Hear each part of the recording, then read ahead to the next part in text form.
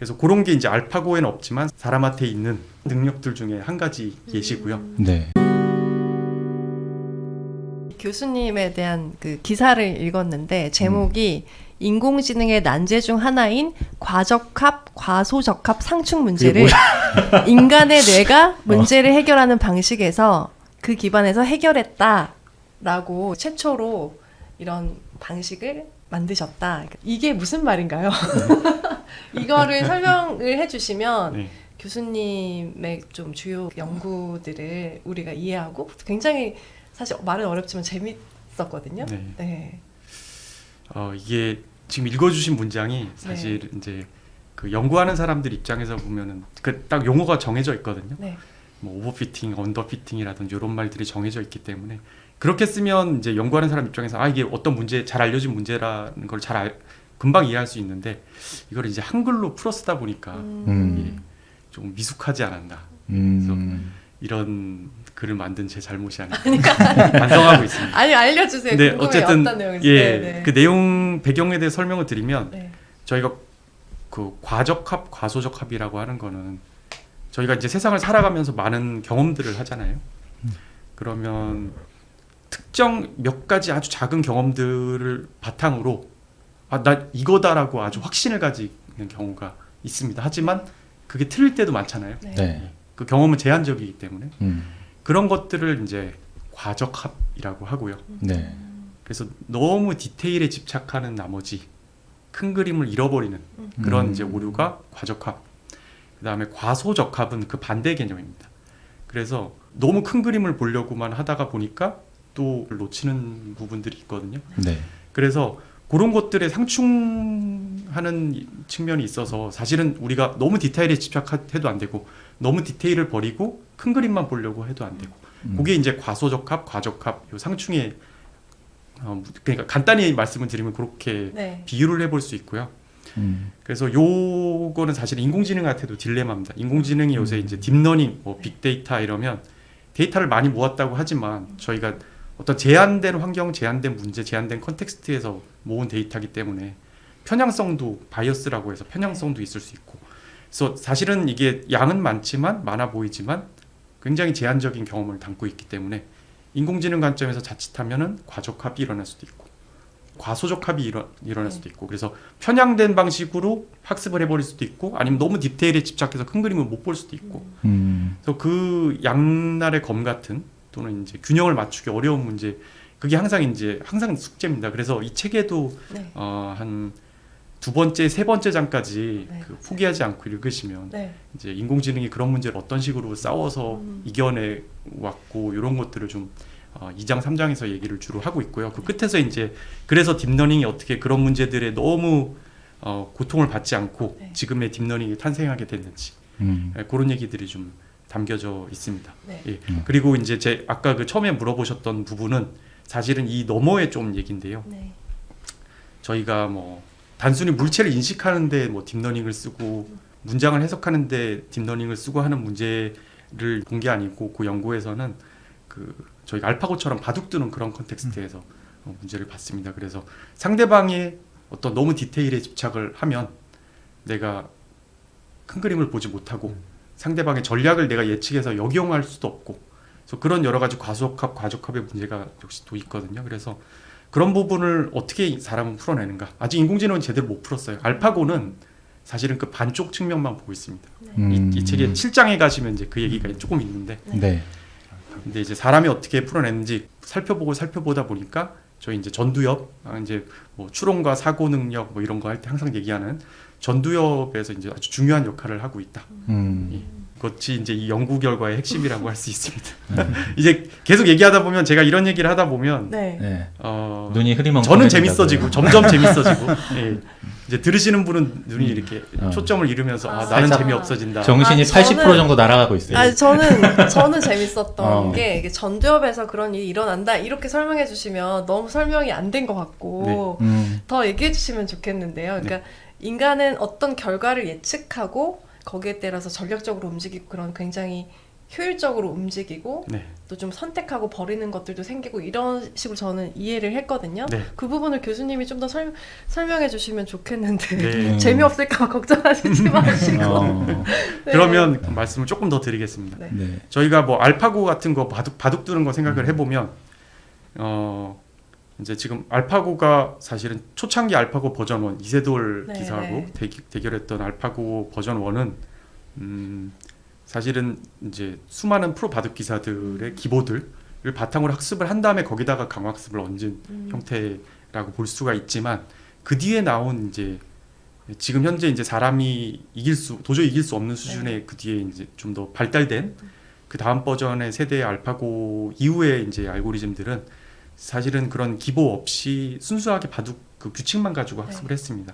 근데 그래서 이게 이제 그냥 그럼 사람하고 대결을 하자. 그 인류 최고의 뭐 바둑 기사와 대결을 하자. 그러면 지금 이겨요. 예. 아주 최적화가 잘 돼 있기 때문에 그리고 네. 기계학습 관점에서 문제를 제대로 풀어내기 때문에 네. 이길 수밖에 없거든요. 근데 이제 얘가 가지고 있는 아까 과적합, 과소적합 관점에서의 한계는 얘는 결과만 딱 고정된 결과에 대해서만 아주 강하게 학습이 된 그런 기계라고 할 수 있습니다. 즉 이기기 위해서 이기고자 하는 거를 목적으로 딱 두고 저희가 굉장히 많은 컴퓨터 리소스를 들여서 오랜 시간 동안 학습을 해서 만들면 사람을 이기게 만들 수 있거든요. 네. 그런데 사람은 이제 동생하고 내가 바둑을 두는데 자꾸 너무 동생을 내가 이겨서 동생이 울 것 같다. 그러면 이제 동생을 좀 져줘야겠다. 한 판만 기분 져줘 나쁘지 이것도 않게. 되고. 예. 네. 그래서 동생이 기분 나쁘지 않게 조금 나도 노력하는 척 하면서 시간을 끌다가 아깝게 내가 져주기도 하고. 기만하는 거죠. 네. 네. 네. 사실은 기만하는 거지만 동생 네. 입장에서는 또 배려하는 게 될 수 그렇죠. 있어요. 네. 그래서 그런 거를 할 수 있거든요. 인간은. 그래서 그런 측면에서 보면 사람은 그 이긴다고 하는 것만 배우는 게 아니고 바둑이라고 하는 그 본질적인 거를 좀 배운다고 할 수가 있습니다. 그래서 그렇기 때문에 이제 상대방의 전략을 역이용해서 내가 이길 수도 있고 질 수도 있고 또는 뭐 이기고 지지도 않은 상태로 계속 오랫동안 끌고 갈 수도 있고 다양한 일들을 할 수가 있거든요. 알파고한테 이제 그런 일들을 시키려고 하면 저희가 목적 함수라는 걸 새로 설정을 해줘서 다시 그거를 잘하게 한참 동안 학습을 시켜야 됩니다. 지금 현재 알파고 수준을 본다면. 네. 그래서 그런 측면을 이제 뇌과학에서는 목적 지향적인 학습이라고 얘기를 합니다. 그래서 그런 게 이제 알파고에는 없지만 사람한테 있는 수많은 능력들 중에 한 가지 예시고요. 네. 목적 지향적인 학습, 사람의 뇌가 가진 목적 지향적인 학습이라는 능력을 가지고 있으면 과소적합을 하지 않을 수가 있고요. 네. 하지만 이제 목적 지향적인 학습 능력을 저희가 그것만 내내 써가지고 하면 사실 너무 피곤하잖아요. 예. 그냥 바둑 이기겠다 그러면 사실 아무 생각 없이 막 그냥 둬가지고 이길 수 있어요. 예. 알파고는 사실 그거라거든요. 사람은 이제 그냥 기계적으로 바둑을 두고 그냥 이기겠다고 맨날 두는 사람들, 게임 맨날 하는 사람들은 기계적으로 아무 생각 없이 할 수 있어요. 그거는 목적 지향적인 학습으로 모두로 우리 뇌가 동작하지 않고 그거는 뇌과학에서는 습관적인 의사결정이라고 합니다.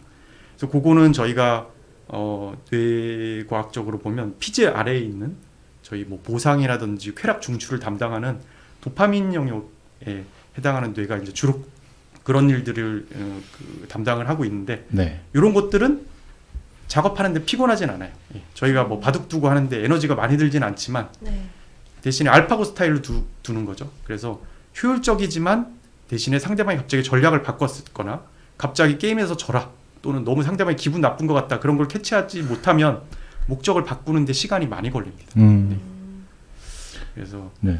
제가 요 시점에서 이제 계속 얘기를 해야 될지 재밌어 하시는 것 같으면 계속 네. 얘기를 할 수 있고 네. 그렇지 네네. 않으면 제가 좀 약간 졸려 하시는 것 이제 같다 조금 그러면. 정리해 주세요. 이런 거 좋은 것 같아요. 적당한 수준에서 잘 해주셔야지. 근데 지금 근데 되게 재밌게 들었어요. 동생 얘기 나오고 하니까 굉장히 현실적으로 실질적으로 이해하는데 정리해 주세요. 네. 안 그러면 통편집 당하니까. 하여튼, 목적 지향적인 학습과 그 다음에 습관적인 학습이 가진 장단점이 있습니다. 그게 과소적합, 과적합 관점에서는 한쪽은 과소적합을 푸는데 좋고 다른 한쪽은 과적합 문제 푸는데 좀 더 적합한 측면이 있습니다. 단순히 얘기하면. 그래서 우리 전두엽은 이 둘 중에 하나만 쓰는 게 아니고 내가 피곤하고 그냥 빨리 이겨야 되겠다. 결과지향적인 결과지향적으로 내가 목적만을 추구하겠다. 어떤 특정 정해진 목적만을 추구하겠다 그러면 적은 에너지를 쓰면서 습관적으로 행동을 하고 또 어떨 때는 상대방의 전략을 이용해야 되겠다. 그럴 때는 또 목적지향적으로 행동하고 그거를 전두엽에서 적절히 조율해주면서 우리 뇌가 너무 지치지 않으면서도 알파고보다 훨씬 더 고차원적인 일을 할 수 있게 만들어준다.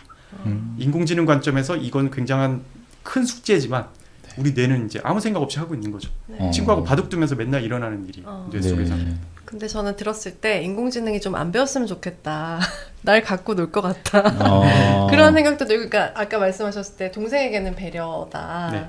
동생 입장에선 배려고 나로서 좀 봐줄까 말까 막 이렇게 생각하는 거잖아요. 근데 인공지능이 나를 봐줄까 말까 생각한다는 거 되게 기분이 나쁘거든요. 네. 그런 부분들은 어떻게 생각하세요? 이게 되게 연구를 깊게 들어가실 때 윤리적이거나 철학적인 문제에 되게 많이 부딪히지 않으세요? 네, 그런 부분을 지금 인공지능 코어로 하시는 분들이 굉장히 이제 중요하다고 생각하고 있고, 네. 뭐 국내도 그렇고 외국도 그렇고 그래서 그런 관련된 논의가 활발하게 이루어지고 있고, 사실은 그런 것들을 직접적으로 연구하시는 인공지능 학자도 있어요. 그래서 설명 가능한 인공지능 또는 편향이 없는 인공지능. 그래서 그런 것들을 이제 연구하는 분야도 생겨났고요. 네. 그래서 이제 저희가 고민을 나름대로 많이 하고 있습니다. 근데 사실은 이제 뭐 무서워서 장 못 담근다 이런 것처럼 네. 모든 기술이 사실은 그렇거든요. 저희가 도마 칼 그러면 이거는 음식 자른 데도 쓸 수 있지만 사실 그런 목적으로 만들었죠. 네. 네. 하지만 이걸 강도가 칼을 들면 다른 사람 돈을 뺏는데도 위협하는 데도 쓸 수가 있단 말이에요. 네. 그렇다고 저희가 칼을 안 만들 건 아니잖아요. 칼을 안 갈지는 않고 플라스틱 칼만 쓰지는 않잖아요. 그렇죠. 그래서 저희가 쓸 때 내가 뭘 만들고 있느냐, 이게 어떻게 쓸 거냐라는 거를 계속 고민하고 인지하는 게 중요하지. 그게 무섭다고 해서 우리가 이런 거를 막아야 된다, 규제해야 된다라고 하고 네거티브하게만 가면 저희가 아무래도 결국은 그런 시기는 올 겁니다. 올 건데, 그러니까 인공지능이 발전해서 내가 어떤 전략을 쓰든지 나를 가지고 놀 수 있는 그런 수준의 인공지능이 알파고 뭐 다음 세대로 가면 나올 수 있어요. 그렇지만 중요한 거는 걔네가 어떤 배경으로 만들어졌고 어디까지 할 수 있는지를 저희가 알고 있는, 저희가 만드는 사람 입장에서는 잘 알죠. 네. 그렇게 만들고 싶어서 난 이만큼 만들고 싶은데 걔가 사실은 요만큼까지만 만들어지는 거거든요. 항상 목표에 못 미치는데. 그래서 그거를 저희가 인지하고 있으면 사실은 쓰는 사람 입장에서는 올바르게 쓸 수 있습니다. 그래서 쓰는 사람이 중요할 것 같습니다. 이거를 사람 탓으로 돌리는 건 아니고 네. 저희가 잘 이해하고 있으면 올바르게 쓸 수 있다. 그런 부분을 좀 강조하고 싶어요. 네.